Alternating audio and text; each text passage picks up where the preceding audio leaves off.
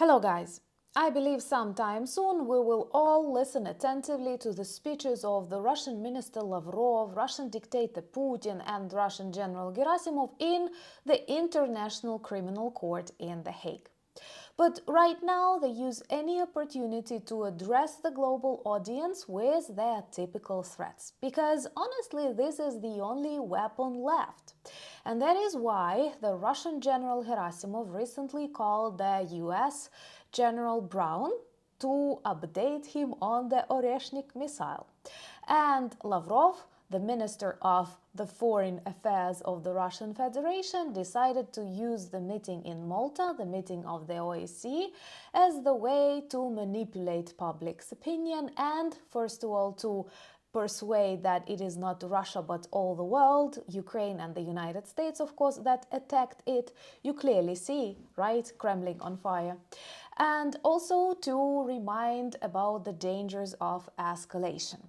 But right now I realize that all of these calls and conversations have one purpose: to frighten you. To frighten you about the potential nuclear attacks or the Third World War, when, in reality, first, it is already happening, second, it's not that dangerous for you as long as Ukraine is fighting. So let's discuss what Gerasimov, Lavrov mean and why it's so important to oppose any doubts and any fears that come after listening of their speeches. My name is Anna, I'm from Ukraine, I'm in Ukraine, and if you want to see Putin, Lavrov, Gerasimov in The Hague and also protect yourself against evil Russian narratives and hybrid warfare that is happening right now in your countries too, subscribe. We discuss all of that on the channel. So recently we've learned about the call that General Gerasimov made to the General Brown in the United States. It's not something surprising. It was happening like from time to time. Countries, even in complex context, keep updating each other, especially about various drills and other stuff. But what was interesting to read about these statements they discussed: global problems, conflicts, escalations, and not much attention paid to Ukraine. But here I would like to stress your attention. The majority of global conflicts, chaos, problems are Russia-funded, Russia-inspired, and Russia-backed. So if anyone on this planet wants to return to normalcy, it is only possible after the defeat of the Kremlin.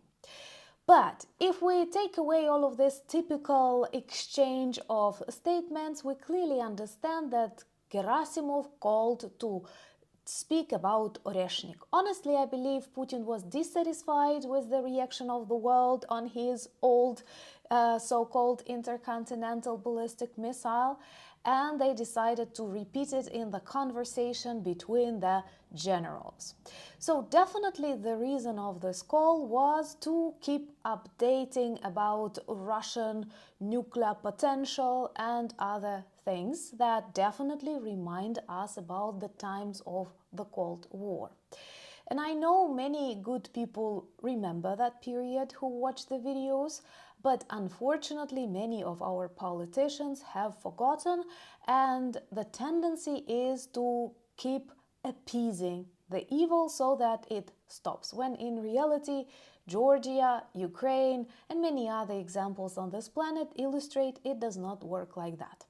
Personally, as a Ukrainian, I was very disappointed to see this tremendous fear among many after Ukrainian use of 6 or 8 ATACMS, when no one is frightened of thousands of missiles that Russia targeted on Ukraine during these years. Literally every day, these are thousands of kilos of explosives that they use to destroy our lives, schools, hospitals, and lands. So honestly, that's not good, because when you fear a bully, when you fear a criminal, you lose. And just have a look at Ukrainians. We realize that the only way to return back to normal life is to defeat this evil. It is Russia it is Iran, it is North Korea, it is definitely China, and we are fighting with all of these countries. So we invest our lives, our lands, and we are not asking that much. Please subscribe to demonstrate your solidarity with the people of Ukraine, and also share these videos on your social media platforms. Another speech that we have to analyze was the address of Lavrov on the annual meeting of the OSCE. Honestly, OSCE is another international institution that was ruined by Russia. It's not operating properly. Russia, as a country that has a veto inside OSCE, often blocks lots of decisions. For example, recently it banned the annual OSCE meeting in Estonia, understanding that Estonia clearly knows who the aggressor is. And I think that these recent years of war have shown that Putin undermined not just international agreements, that's why we cannot sign anything with Russia, and also institutions. We may say that the UN is broken, that the OEC is broken, that the Red Cross honestly is broken, and let me know in the comments below what other organizations has Russia broken. When Lavrov was speaking, the representatives of Ukraine, Poland and Czechia went out, and I'm very grateful for their very firm position and understanding that Russia is constantly lying, and Lavrov used it to blame that it was Ukraine and the United States that attacked Russia, and oh my God, they keep repeating these narratives everywhere. And here are some very important facts that I want you to remember. When Russia first invaded Ukraine in 2014, Ukraine was neutral. Ukraine was not a NATO country. Now you clearly see that unfortunately, NATO is not very ready to accept Ukraine. It was never ready, and it was never a real threat. Once again, very unfortunately for the Ukrainian people. Second, in 2023, Finland entered NATO, and Russia border with NATO doubled. But no, you don't see any reaction from the Russian side, because it was not about Finland, it is just about Ukraine. Also, they keep repeating that Russia is encircled by NATO. Less than 11% of Russia borders with NATO. And another very important thing that Russia often uses in its propaganda, stating there was an agreement about non-expansion of NATO to the east. No, there is no such agreement. Then they start saying it was an oral discussion. Oh my God. Guys, do you remember the signing of the Budapest Memorandum? Today we mark 30 years of this mistake, and no, there was no any kind of memorandum about NATO not expanding, even the one like Budapest. That is why the only thing that can actually stop Russia is NATO, and Ukraine is in NATO. The only reason why Russia opposes Ukraine in NATO is the understanding that after that it cannot take Ukraine. It cannot keep destroying us. It cannot keep killing Ukrainians. That is the only reason why they don't want Ukraine in NATO. They very much know that NATO was not ready, never planned to attack it. And honestly, I believe that every person who repeats that it was the United States, it was aliens, it was NATO, is a traitor to his, her, or their country. Honestly. Because this is clean Russian propaganda, and I don't know why, witnessing all of these destructions, 20,000 Ukrainian children stolen and taken to Russia, destroyed hospitals and schools, killed so many people, invaded so many territories in Ukraine, people are looking for explanations in the Russian narratives. That is crazy. I'm very grateful that you are with me, that we have this strong community and big community. And please use these ideas and share the videos that you consider important. And for a conclusion, I would like to stress that this Russian war against you will not be nuclear. They won't use something they could in the 70s or 80s. They already spoil your life. They already interfere in your political events. using hybrid warfare, as they did with Ukraine. They distort your elections, they ruin your technologies, they use various hacking techniques, they organize, I don't know, problems with immigrants, they kill people on your territories, either their own agents or others. And this kind of war is already happening.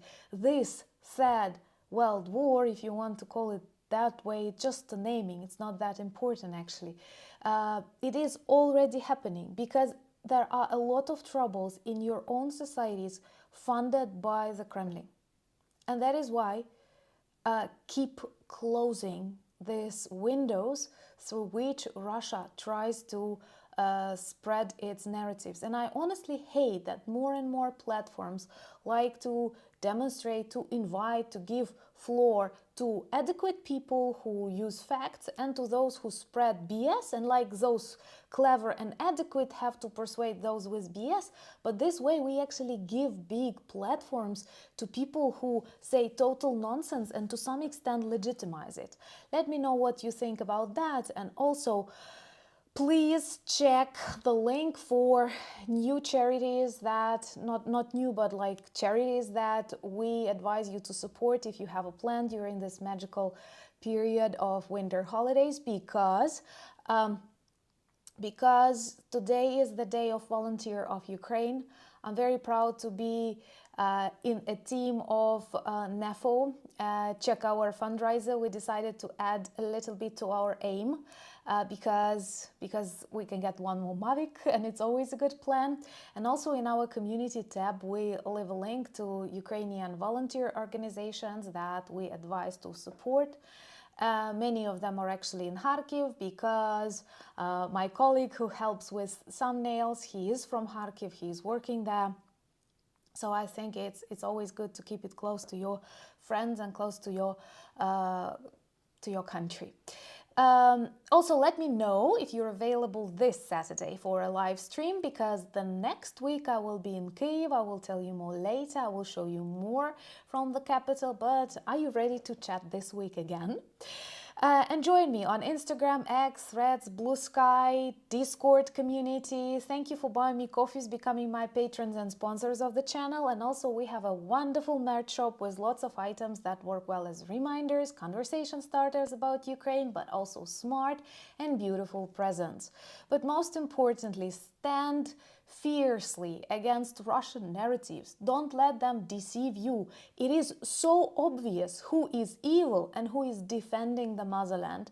So thank you for standing with Ukraine. Slava Ukraini!